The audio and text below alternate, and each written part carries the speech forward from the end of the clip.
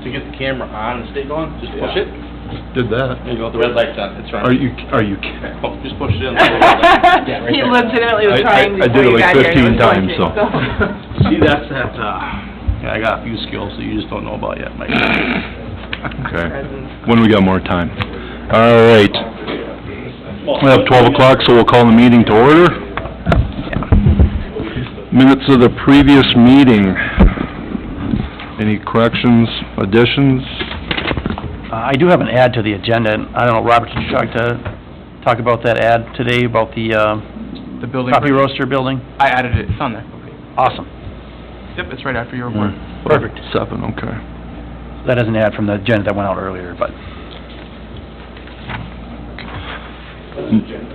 Motion to approve prior minutes. So moved. Second. Approved. All right. Financial report.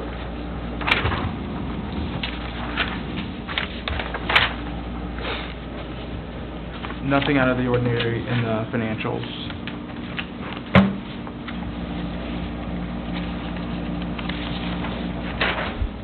And the millwork was suspended for how long? Next August. Next August. But we're gonna look at it in 6 months.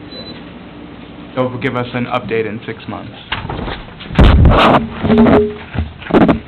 Okay. All right, move on to number 4. We have the Hamilton guys with us here today. Thanks for coming. There wasn't a approval of the finances. Oh, so moved. Second. Those in favor? Against? So moved. Number 4, request for tax abatement and land purchase rebate.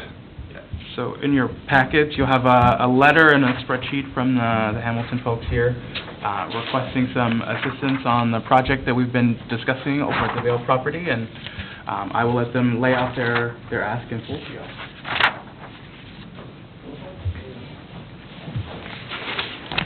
We gotta be up here, is that right? Sure. Really hear you better through the microphone. Perfect. Thank you. Brian Nolander, Hamilton Real Estate Group. Met most of you. A few of you are new. Good to see you.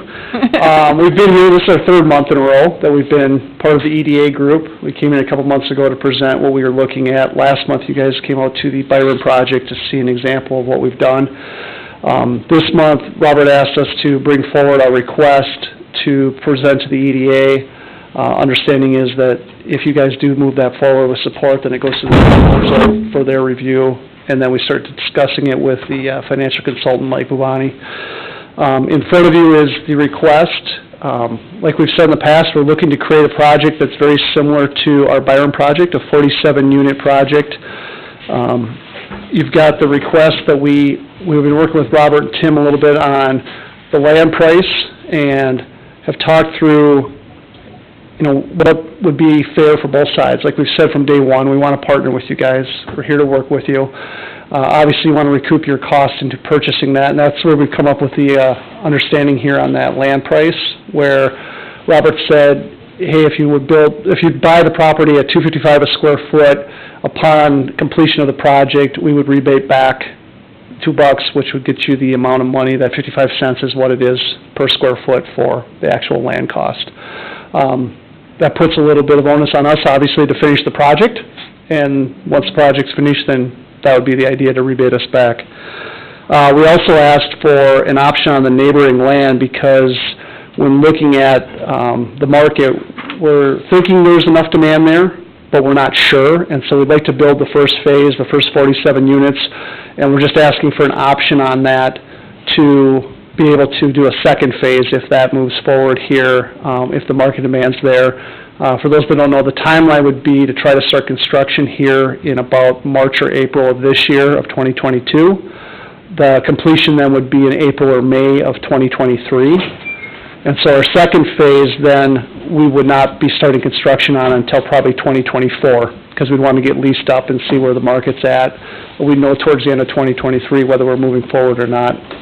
But that's the idea behind the option for the neighboring land. The tax abatement, the reason we're asking for that is if you look at the spreadsheet, you can see that we presented you here kind of with everything out there. We show you the cost that's going to be there for cost of construction, what our anticipated mortgage. We went through all the numbers. Then in the middle is the operating. Here's how much rent for the apartments. Here's how much rent for the storage. Here's all the expenses for operating. And then you get to the bottom line. It shows there that we've got a net operating income of $454,000 for the year. When we go out to get investors, the investors in the bank are looking for us to try to get a 7% capitalization rate. As you can see there, that's 5.85, and the difference between that 454 and then what we need to get that 7 is that $89,000. So that's kind of our gap. If we get close to that, I think that our investors will be on board because we do have to come up with that equity money before we can even move forward with the banking. So that's the request for abatement, is to try to help fill that gap. You see I highlighted real estate taxes of $81,000. That was the projection done by Mike Bubani, the financial advisor and Robert, of what that might be going forward. And so that's where you're going to have to see some of that, or some of that assistance coming from, would be in the tax abatement through the real estate taxes. The other things that we've asked for and we talked about is waiving project-specific assessments or costs associated with the extension of the public infrastructure, waiving the SAC and WAC charges, parkland dedication. Those are things we've been talking about since day one. But as you can see, if you look at the total project cost, we're very interested in bringing a project that's almost $8 million in expenses to the community for a need that we feel is here for market rate rental.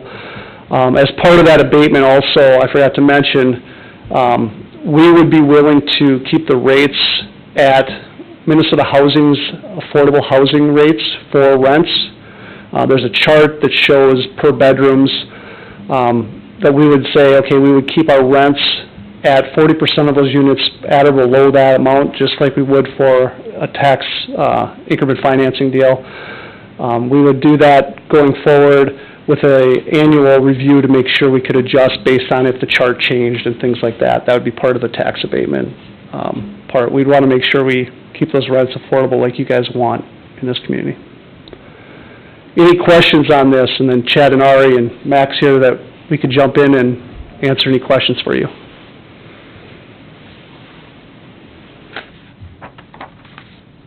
Well, one thing I have a question about, and I know you and Robert have been talking a little bit, so when we do these tax abatements, typically we do a pay-as-you-go. Correct. And that would be something that you'd be open to? Yep. I know some people sometimes they want to do the upfront request, but... We always love upfront money, but I understand the world that communities live in. And for those that don't know, I was in economic development for 15 years, and most of the time that's what we would do too, is pay-as-you-goes, because we understand that upfronting the money is very difficult for communities.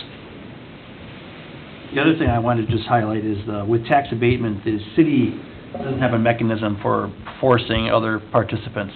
Correct. So obviously, we've had conversations, I've had conversations with the school superintendent and with the county, a couple of the county commissioners already, and we're going to be going in January, I think, to the county board to be talking with them about this project. I think you're aware of that too. So just so you're aware that Correct. We have a certain limited amount of ability to, affect them. It may be positive, it may be negative, and I can't guarantee that at this time, so. Yep, and we would be willing, obviously, we're going to attend those meetings and be there to answer questions and present our project to them also. We understand that obviously with TIF, you could do it all at one situation, where abatement, you have to go to each individual governing body. Is there, pay-as-you-go versus TIF, so is there a reason you want it structured that way compared to a TIF, or? What's that? Is there a reason you're looking at the tax abatement versus the TIF, or?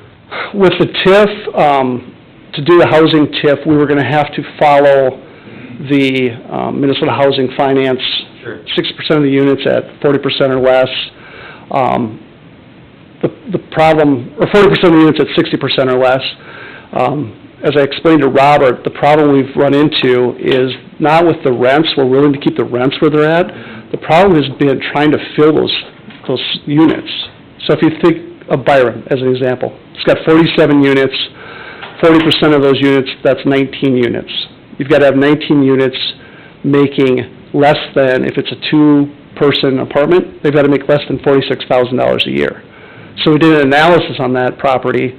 We currently only have 11 of the units in that whole building where the combined incomes fit those requirements. And of those, 5 of them were within $1,000 of going over. So the next time they get a pay raise, a COLA adjustment, they're going to go over. And so then it limits us being able to meet that requirement to fill it, and also then becomes a problem with us maybe having to go back and forth of, clawbacks and things like that.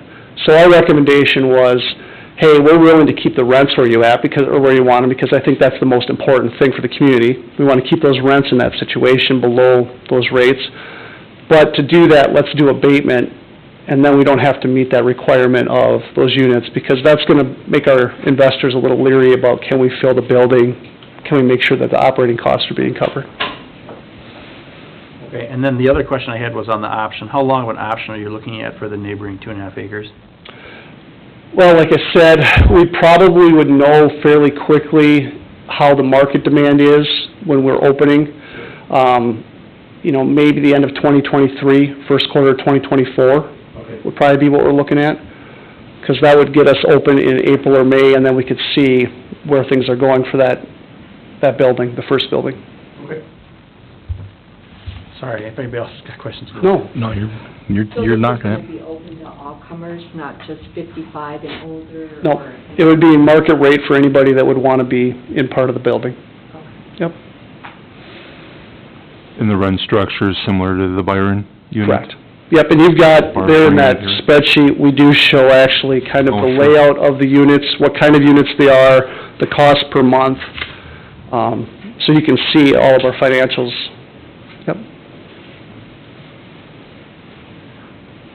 So what they'd be looking for today is a motion in support of the project to go to council for their support, and then we'll start to work with our David Drown and Associates person on drafting up these actual agreements, and then working with the other governing bodies on seeking tax abatement from the school and the county.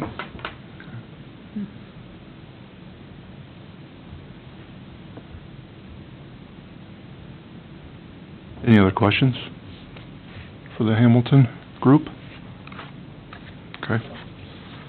Do you want to do that now, or wait towards the end of the meeting? No, I'll do it now. I mean, Okay. I think we should send it to the whole council to go through all the details and see where that fits with budgeting and plans, and go from there, because we've asked for this project to go forward, so. Okay. I'll make the motion to send it to council for consideration. Second? Second it. Okay. Those in favor? Aye. Against? So moved. Thank you. Great. So, I think we've got this on the agenda for tomorrow night then, right, Robert? It is, yes. Okay, perfect. So we look forward to having you visit with us, and I'm sure they'll have a good time looking through the project. We'll be there to answer questions. Absolutely. Always fun time. Yeah, thank you guys very much, appreciate it. For coming out. For a very short. Where is this located? Safe travels. Land behind the... Okay, moving on to item 5.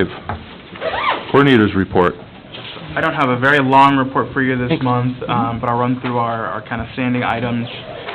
No updates on the school project. My understanding is developer's still doing his work there. No update on sand companies. As I talked about last meeting, their application for tax credits didn't move forward, but their option agreement is still active. So there's the opportunity for them to come talk to us in early 2020. On that project, industrial park, that is held off until the spring. On the downtown lots, we'll hear back on the first federal application on Wednesday, the 8th, about whether we receive those technical assistance dollars to move forward with the mixed-use building. The EAA application that with the March deadline is moving along and will be submitted in time for that. We had a little bit of changeover in our grant writer situation at CEDA, but we have a couple. We actually added additional capacity. We only had one grant writer that left, and we ended up hiring 3, so there's lots of capacity there. On the Main Street revitalization and the downtown task force, we've met 3 times so far. and I can give you a little bit more update later in the agenda here on that. Elevating the EDA in the community, this was one of your top priorities for this year. The DCI did do a profile on me and kind of my vision for economic development, and it kind of updates the, elevates the EDA in the community. It was, not to brag, but it was on the front page and it was above the fold. But one thing I hadn't mentioned to y'all before is I'm part of Southeast Minnesota Together, is our Transit Action Committee. I didn't get all the way out of town, but... All the secret plans are in there. Thank you. Thank you. Yeah, so I've been on their Transit Action Committee, looking at forming a regional transportation management board for the region, and to get some more interregional transit service, which I think is important for Casson with the loss of the previous transit service. So, And council, we're a member of that, right? We support that. Technically speaking, Right. that's the folks that kind of met with you back in July there. So, yeah, and we did potentially allocate $20 Some funds that, if yep, we needed to. okay. All right. our report. Thank you, Perfect. Robert. City Administrator's report. I've got a couple items for you there, too. Just wanted to note that the MMB, which is the Minnesota Department of Budget and Management, came out with their forecast this morning. So hopefully the state's fully funded. They have a $7.5 billion surplus. So I don't know what that'll mean, but I think LGA probably will be pretty good chance of seeing an LGA increase. Hopefully we'll see a tax cut, because I think they probably got more revenue than they need. But I'm sure that the state government will find ways to spend the money.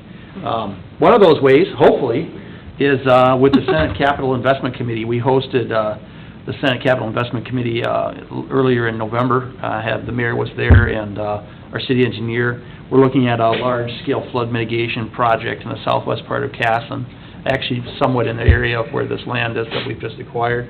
And it's going to be a kind of a water retention project, which could have a real positive effect for the city, we think, development-wise, and also for the residents in the southwest along the creek. So hopefully that'll move forward. We're asking for about $4.5 million from the state, and we're looking at about $4.5 million for from the city itself. Other than that, we have a lot of work going on this next year. The Highway 57 project is basically good to go. The design's complete, it's been submitted. They're looking at their final sign-offs from the different departments at the MnDOT, and then the next step for the council will be to sign a management agreement with MnDOT, and then they'll go out for bids in the next 6 weeks. So hopefully that'll come in. We're expecting it's probably going to come in a little higher than budgeted, but that seems to be how all the projects are sort of coming in. So that'll be a big project. The water tower project is, we have taking the bid opening is tomorrow for that, and the council will be looking to approve that tomorrow night. And then there are a couple other projects ongoing. We've got some paving projects and different things. But a lot of work next year in Casson, and it's possible that this housing project will be another project that we have to plan. So we'll see how the council has discussion with it. As I said before, I did meet with the Council of Governments group up in Manorville a couple weeks ago, and certainly sounded like the county board was open to discussing tax abatement. I think the mayor's well aware. He's mentioned to me the school tends to be less likely to be involved. However, I think there's a strong case for this, because I know that the superintendent always mentions to me that every time they can't have a student in school, they lose revenue, from the state. Each one of those students is worth $10,000 to $12,000. So I think there's a good reason for them to be willing to take a look at some options for other, housing units in town. So we'll certainly bring it up to them, and hopefully we'll see some progress from there. But obviously, there's no guarantees at that level. So a lot of exciting things going on. Really, a lot of good work being done, and we're excited to have a next year. 2022 is going to be a busy year. So. MnDOT looking for a spring start then?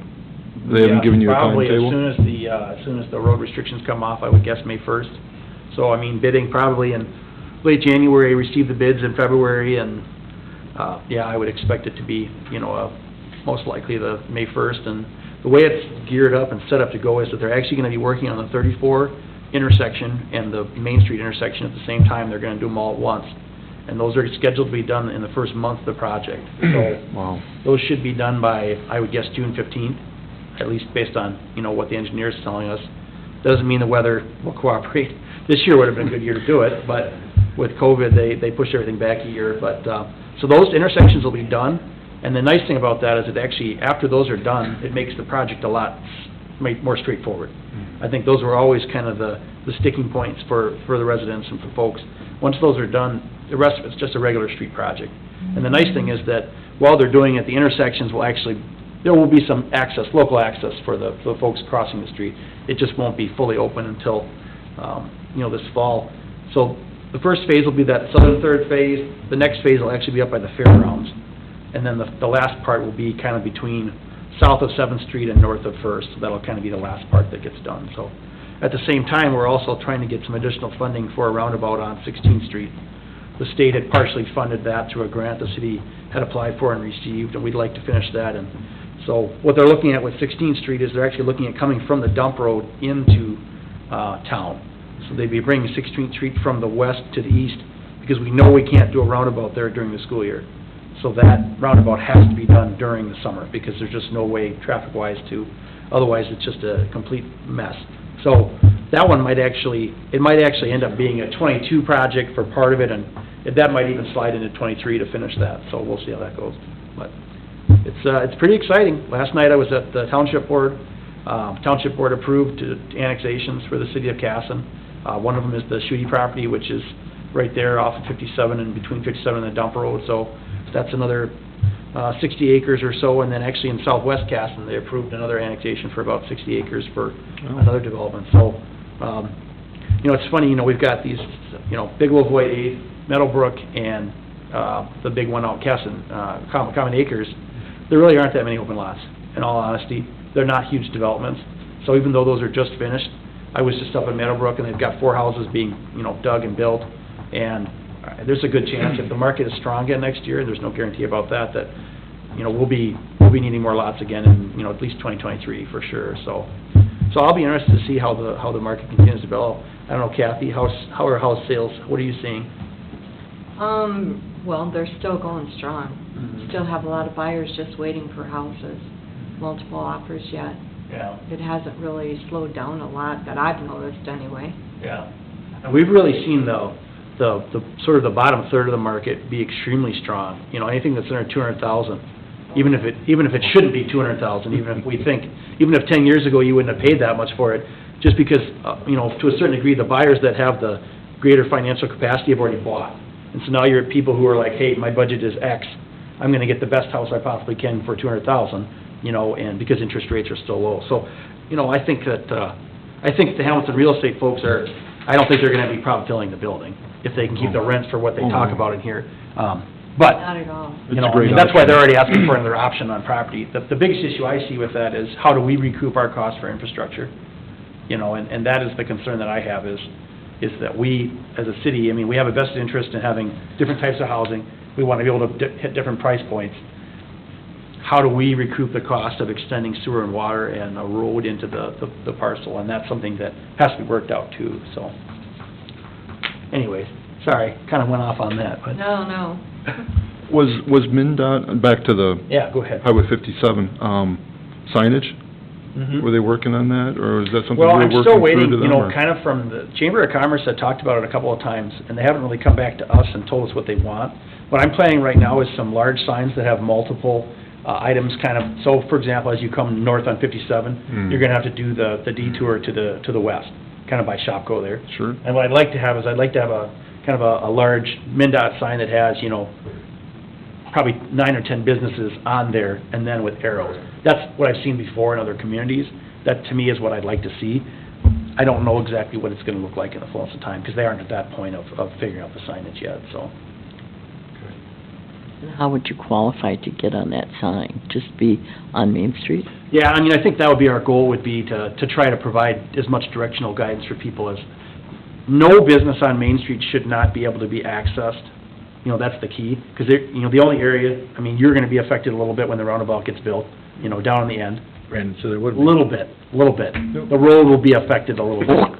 Skip Brandon. The road will be affected. Brandon said Maybe not the sidewalks, but, I mean, you're gonna be affected a little bit, just in terms of accessibility, but other businesses further down, it's just a matter of people getting to them. knowing how to get to them. That means that they're gonna have to take that, you know, kind of circumvent it a little bit. You could make the sign bigger where people could read it, by just saying, access to all Main Street businesses. And that's a possibility too. That way, because otherwise, you're gonna have Exactly. 30 names on there, you won't be able to Right. read them. You just said, Right. and maybe you put Mayo Clinic, because that might be an emergency thing, but, you know, Right. Mayo Clinic and all Main Street businesses Yeah, this that's a way. great idea. You know, that way, you don't have somebody missed that you didn't know had a storefront and... Right, so maybe that is something, maybe we'll do it like something like a Mayo Clinic and You'd Main be Street. surprised how many people don't know where Main Street is. That's true. It might just help people know that we have a Main Street. Yeah, that'd be a new Or thought advertising. process. Yeah, that's part of a So I'm two-part kinda hoping the chamber comes back, 'cause I know they did allocate additional money for advertising next year, so I'm hoping they have a little bit of, what they'd like to see at least on the street itself. But, you know, I'm anticipating we'll have some large, probably orange signs, something like that, MnDOT usually generates those, so. You'll have to have some coming in from the dump road, because as people come to the west... Exactly, yeah, we'll have from to the have, north on both going south. access points, on both of the whole detour will have to be signed. Yep. So, yeah. And then you have businesses that don't belong to the chamber on Main Street. Sure, yeah. I don't think that, I mean, it won't affect anything the city does, whether they're in the chamber or not. But I'm just thinking that the chamber should certainly be prepared to do additional signage for their own members, I'm sure. Okay, item 7, we'll move on to the request from Trail Creek Coffee for the building purchase. So in your package, you'll have a offer from the Trail Creek Coffee folks, asking to purchase a property that they're in. They've made an offer for $75,000, contingent upon a building inspection. My recommendation would be to pull together the committee that was working on this before, to negotiate on behalf of the EDA, and then come back and then bring a formal offer in front of the EDA. But I just received this free package last night, so I haven't had any discussion with them. And this is the old library building correct, yes. that they're still in? Okay. Their lease is it balloons this year. The rents, Jan looked it up for me, I think it goes from like $1,387 to almost $2,000. Yeah, so this year, including the taxes, it would jump up, so I mean, obviously they have a, you know, push to try and buy it, that makes sense. And previously, I think that group that we had met last year, and Nicholas was still here, and they'd be looking at financing from the city for the EDA. Basically, they wanted to borrow the money from the EDA to buy the building from the EDA, so it sounds like they've got a bank now I think that's a better fit for us anyways. So the real trick is just figuring out what is the right price to charge, because there's a wide range of buildings that are for sale, and, you know, that's what we have to kind of figure out, so. Is there a timeline? Do we have who's on that committee? That's my question to you all. I wasn't around this. That's right, you weren't here. I think Janice and, weren't you on it, Mike? Yeah, I thought it was I think, Mike, you were, yeah. Did I go on when Rich Wagner left, I wonder? I think so. I remember it was Janice and you and then Nicholas, and I think I was sitting in, you might have been at one of them too. I don't remember. I don't think. Tom? Was Tom in then? I thought Tom was on Tom that. may have been. I did It was too. Tom, probably. Okay, that was probably 3 of them then. Yeah. Like I'm Tom, huh? This is the new Tom. Okay. Well, You're I the mean, new Tom? I'm the new Tom. No, you I'm mean, the- Well, then we're Matt. still short. I'm the chamber No. liaison, so. Was Tom the chamber? Tom was He not the wasn't official the chamber. chamber. Tom was just filling Tom in was just a for, member. Oh, filling in. Tom is a member. Oh, okay. so yeah, you're the new- You're filling in for the guy from Dodge Center. Matt Hemker. That's right, Matt, yep. From Yep. Chamber. That's right. yeah, what's Yeah, his name? Tom's gonna be here today. Matt. Matt Hemker, Hemker, I believe. guy from the insurance place, and Dodge Center. Okay. Tom is just Heard the out name. for an employee training thing, yeah. 'Cause I think Tom was That's on right, you're not. that committee, No, don't give me, I think.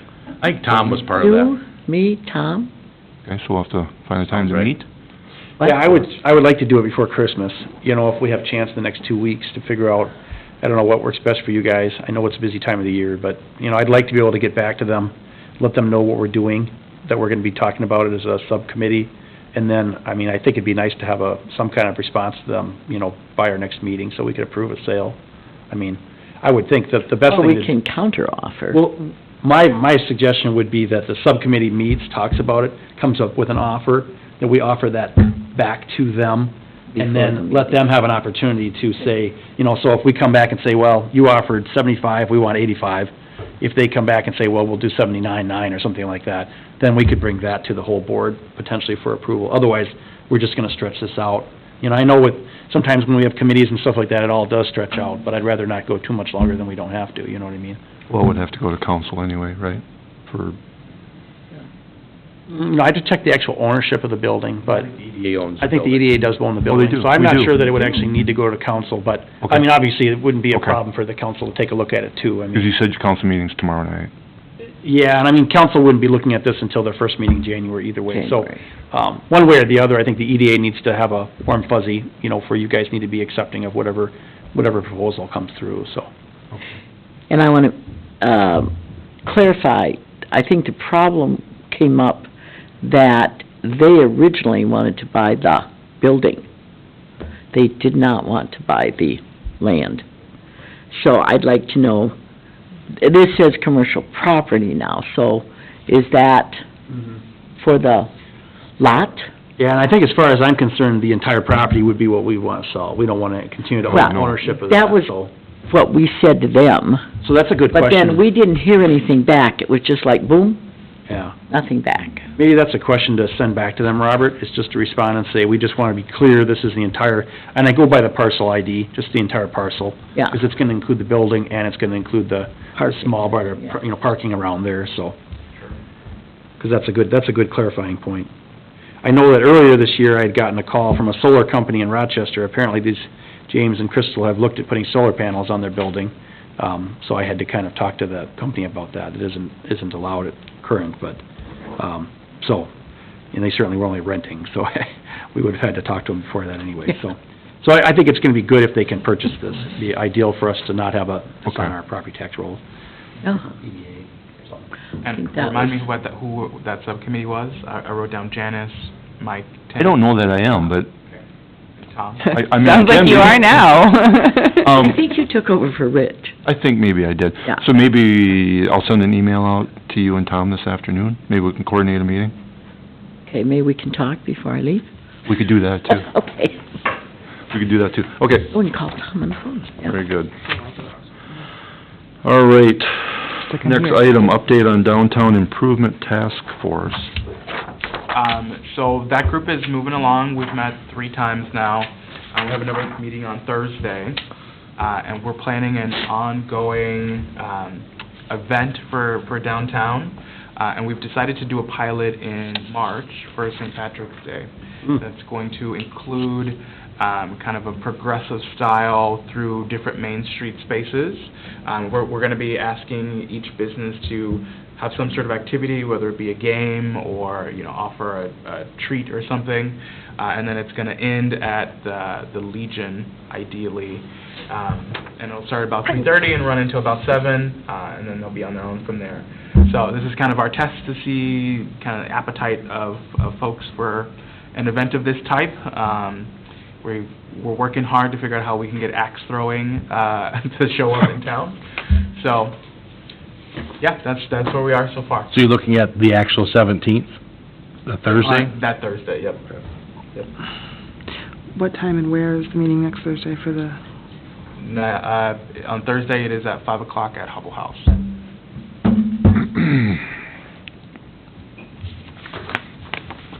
are you looking for more people to be there? Or? Yes, I want all the people there. So if anybody's interested in joining, please come by. Lots of ideas. Yeah, and Thursday, 5 o'clock at the Hubble House. This Thursday? yeah.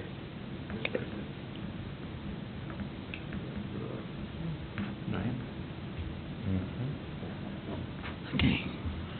Okay. Item 9, Cass and welcome bags and booklet. Yes, so we've been collaborating with the Chamber on this welcome booklet, and the city has completed our section of it and handed it over to them. And so we'll just be waiting on the Chamber to complete their sections of the city booklet, and probably should be on track to have those welcome bags out in January. Do you have more updates than that? I think that's our goal. There are a couple of ads the city still has to make. We're just, Park and Rec is meeting to finish up and finalize the hours for the aquatic center next year. There's some changes to the aquatic center, but other than that, yeah, I think we've turned it over to them to do what they want with there's some business updates, and I don't know, Jill, if you guys have talked about how you're gonna be doing that or not much, or... I feel like every conversation we've had, there was confusion as to who was going to be heading the project. Was it a city or was it a chamber thing? And my recollection from several years ago when the book was done, it was a chamber-headed project with the contribution from the city page and the school's contributions and whatnot. I know they've located the template and the design of what we've used in the past. I think they're not trying to reinvent the wheel. But it sounds like talking now, it's a chamber project. that Well, you're I mean, so interested in. the part of it, I mean, all the city and municipal stuff was already, yeah, so we got the template from Darren, we made all of our updates and corrections and changes, population, all that different stuff. Jennifer has been involved with it, and Yep. it's been sent back to them, because, I mean, we're not anticipating, I mean, I don't know if they charged for it last time, if they charged for the advertising, I don't really They know. did. They did charge for advertising. I think they We did, we did charge for advertising. yeah. Yeah. So, I mean, that was something where we're kind Because it was of, open to sure, to everybody. everybody, Right. not just chamber members. Yeah, and there are a lot of non-chamber members in Yeah. there, but I guess that was our perspective, is the city isn't looking to make money or anything like Right. this, so we're not charging anybody, you know, and there's some that need to be updated because personnel's changed, and there's some that really haven't. So, I mean, I guess that's kind of in their lap, and maybe we don't know right now where they're at with it, and that's okay. No, and I think we need to go back to them, And we've got our meeting tomorrow, Determine. and I'll bring it up tomorrow for sure, too. yeah, it's, you know, I'm on the Byron Chamber thing, and I know they approach it as, they sell advertising to their members first, because that's a benefit of being in the chamber. Right. But that's one of their biggest money revenues for the chamber year-round, is this booklet. You know, I mean, there's a cost of putting it together and printing it, obviously, but the ads are overpaying for that. So I think it's a good idea for the chamber. It does bring in revenue that we can be used for other opportunities, too, then throughout the year. Right. We always let the chamber members have a discount on the Yeah. ads, yeah. And I think that's fair, you know, I mean, it's, Otherwise, you're gonna get your members that are gonna say, what do I get?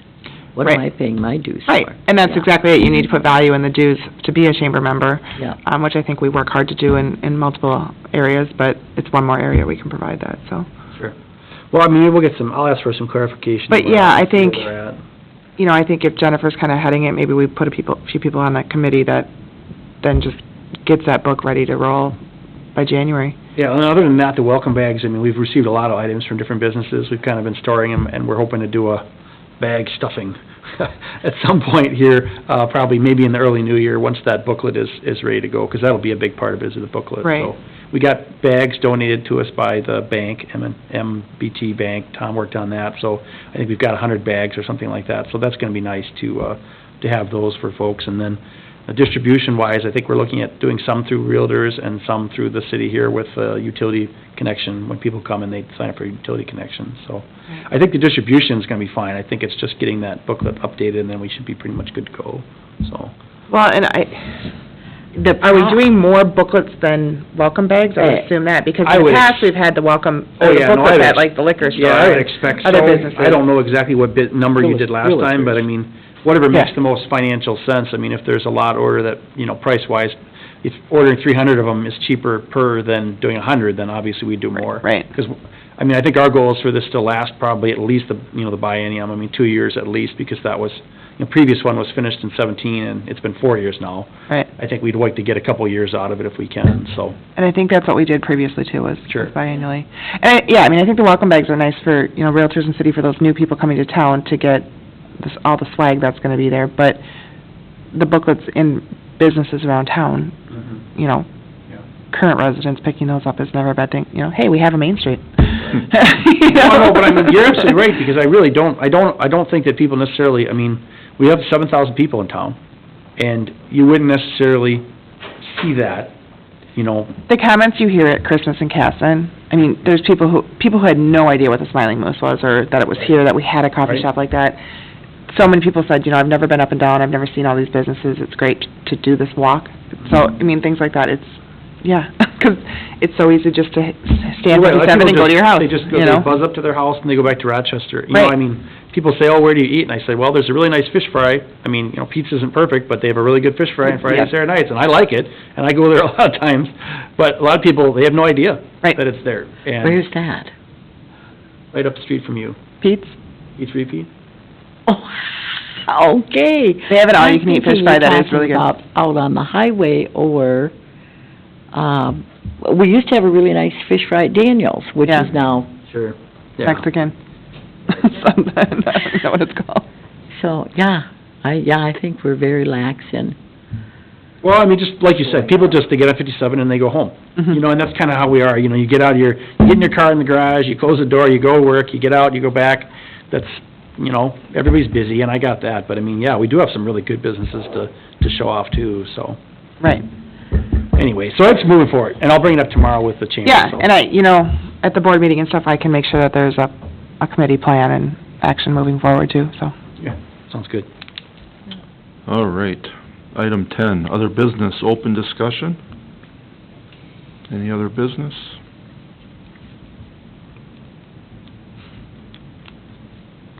Think we're good there, huh? Items for January's meeting. The only item that I have is I'll bring forward your annual report at the January meeting, which just lays out, all the members that showed up and what meetings they showed up to and highlights for the year. And then I think we're gonna have we'll end up having that request from Whitmarsh's on the agenda then, so we'll have that on the agenda too for January for sure. I know, Tom's term is up. Don't know if you guys discussed that last month at all, did you? No, I sent Okay. him an email this morning asking if he wanted to renew, Okay. and then we can get it on for January. Are you comfortable if he's interested, or no? I thought so, but I just thought I'd check. Wow. A lot of people lined up to take it. Yeah, so many people lined up, just begging to get that seat. Well, No, these are still 6-year terms. they are 6-year terms. okay, when are our terms? I'd like to know when our, I Do we don't have a have that list? spreadsheet with me, I but can actually I can go look it up quick for you if you Yeah, want. Linda's got us. I'll go 5 years grab left. that. I don't. Is that, Yours is like Is that- 10-year term, I think, I don't know. Feels like it. Is that defined in the city's charter? I mean, how, It's a state thing for EDAs. It's a... State? It's an actual part of the bylaws or whatever, 6 years for the I term. mean, if we had to recruit new board members, is that a deterrent for somebody looking Yeah, I at don't- 6 years? I've understood, that's I mean, a 6-year commitment? I think Well, I think that anybody can commit to 6, whether they fill out 6. Well, they can always resign. Well, right. Yeah, I mean, things come up, things Sure, change. for sure. It's not like Well, right. in cement or anything. I think technically under state law, you can change those terms with a vote. The initial terms, when you form them, are required to be 6 years, though, when you form an EDA board. Okay. We probably need a list of our rules. So we have That would be a Robert. good, yeah. Oh, Robert, The yeah. number- Section 174 of the whole section State in state penal law, code. the revisor's Sounds right to office. me. It's amazing what's in there for EDAs to follow. and it's The like- number of members Lot. is defined then, too? Yes, 7. Is that a lot Seven, of you can have pages? 5 or 7, or you can have 3, 5, or 7 for a city. You can have up to 9 for a county. Huh. It's always an odd number. Interesting. Janice, you're scheduled through 24, Great. 12/31/24, and Mike, you're through 23, and then we've got Short Tom timer. this year, and then Kathy, you're through 25. So. He cringes when he says it. Oh, I'm not cringing, I'm just saying, don't worry, you've got plenty of time left, Kathy. And then the council members change over as the council changes over too, so those are each year appointments, so. Change every year. They have potential to change, at least every year, so. Okay. So council members only for a year? No, so for council members and myself, all the committees in the city, we can reappoint every year. So Dan's here, I'm here. If I wanted to say, hey, Dan, I need you on emergency services instead, I'm gonna put Dwayne here or whatever, we can appoint each year the council member. Yep. But you can't be. I could Kick say to I'm the not on door. here, I'll go back to library board or something. Ah, or okay. that, yeah. But, And then somebody replaces you, or you just, yeah, I would appoint somebody to Ah. replace me. Or like next, mine's up, end of 22, correct? 2030, something like that, I don't know. Long term. Anyway. 1 year left. Aha. hey, All right, if there's no other items, do I have a motion to adjourn? So moved. Second? Those in favor? Aye. Opposed? You just take the button and turn it to the right. Yep. There we go. Thank you very much, everybody. Appreciate it. Hey, what efficiency. Look at this guy.